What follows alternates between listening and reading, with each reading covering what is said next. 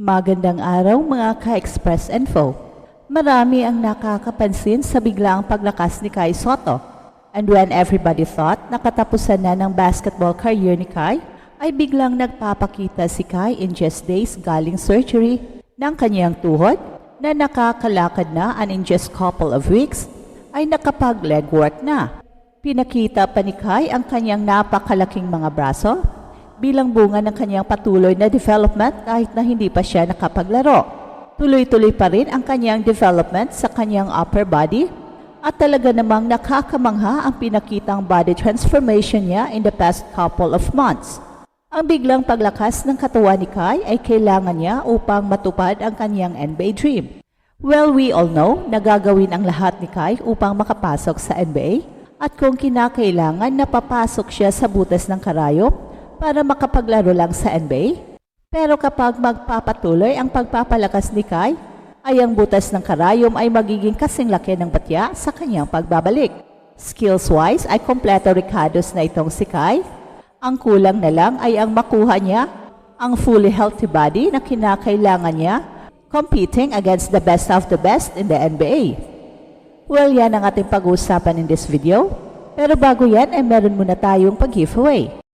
Hey, hey, hey! Attention mga kapatrol! Get ready for an epic giveaway! Once Express Info hits 150k subscribers, one lucky winner will win the incredible Oppo Reno 11F 5G smartphone. Here's how to join. Step 1. Subscribe to Express Info right now. Step 2. Like this video. Then step 3. Comment anything good and positive about our idol Kai Sotto. Super easy. Just subscribe, like, and comment. Marami ang nagulat sa biglang paglakas ng pangangatawan ni Kai Sotto. Sa panahong inakala ng karamihan na maaring humina o huminto na ang kanyang basketball career dahil sa injury, biglang bumalik si Kai na may bagong sigla at mas matibay na pangangatawan.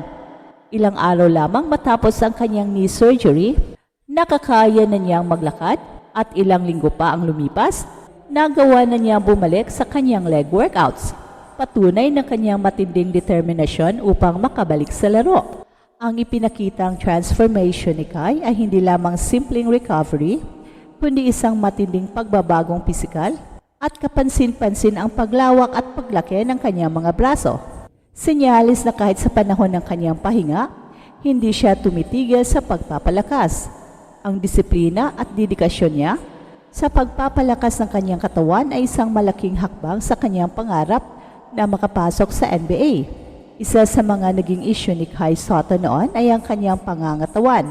Bagamat may taas siyang 7'3", madalas na nabanggit na kulang pa siya sa mass at lakas upang makipagsabayan sa mga higante ng NBA. Ang kanyang paglalaan ng oras sa upper body workouts ay nagbunga ng mas malapad na katawan, mas defined na muscles, at higit sa lahat, mas malakas na pangangatawan na kinakailangan sa high-level competition. Hindi sapat na may taas lang ang isang player sa NBA, kinakailangan ding may sapat na tibay upang makipagsabayan sa pisikal na laro ng liga. Sa kanyang mabilis na pagbawi mula sa injury, ipinakita rin ni Kai ang kanyang pagiging mental tough. Ang process ng recovery mula sa knee surgery ay hindi biro, lalo na para sa isang player na nangangarap na makapasok sa pinakamataas na antas ng basketball. Alam ng lahat na hindi madali ang makapasok sa NBA.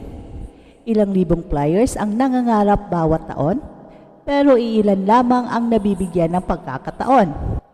At para kay Kai, mas mahirap ang kanyang daan dahil nang mula siya sa Pilipinas, isang bansa na hindi pa masyadong kinikilala pagdating sa NBA level talent. Pero sa kabila nito, patuloy niyang ipinapakita na kaya niyang makipagsabayan.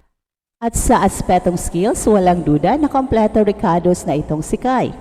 Meron siyang shooting touch, may court vision, may rim protection, at may solid footwork. Pero ang malaking hamon sa kanya ay ang pagiging fully healthy at mas lumalakas pa upang kayanin ang physicality ng NBA. Hindi sapat na may husay lamang sa laro. Kinakailangan niyang ipakita na kaya niya makipagbanggaan sa mga pinakamalalakas na players sa mundo. Ang daan patungo sa NBA ay parang butas ng karayom. Napakahirap pasukit at puno ng pagsubok.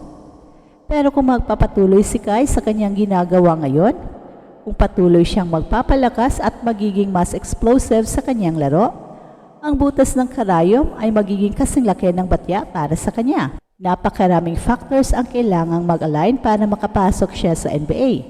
Kailangang mapansin siya ng mga scouts, makahanap ng tamang team na magbibigay sa kanya ng pagkakataon, at higit sa lahat, mapanatili ang kanyang kondisyon upang hindi muling maapektuhan ng injury.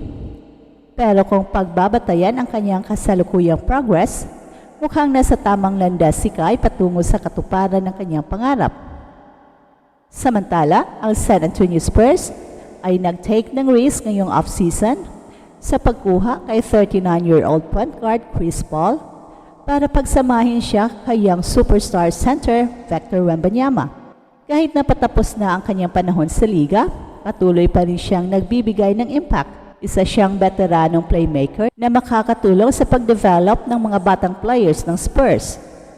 Sa kasalukuyang season, may average si Chris Paul ng 8.9 points, 7.9 assists, and 1.3 steals per game.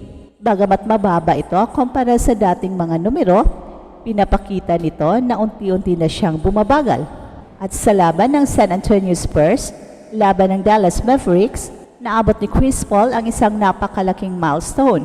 Nalagpasan niya ang Hall of Fame point guard na si Gary Payton para makuha ang ika-17 na pwesto sa NBA All-Time Games Played list.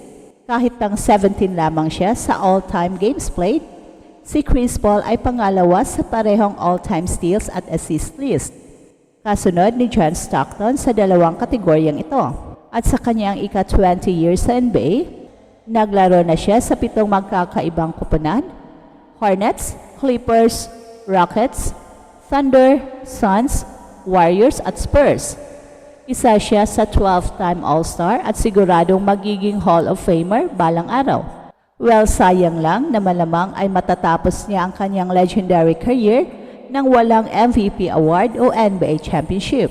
Maganda ang naging desisyon ng Spurs sa pagkuha kay Chris Paul sa isang 1-year deal.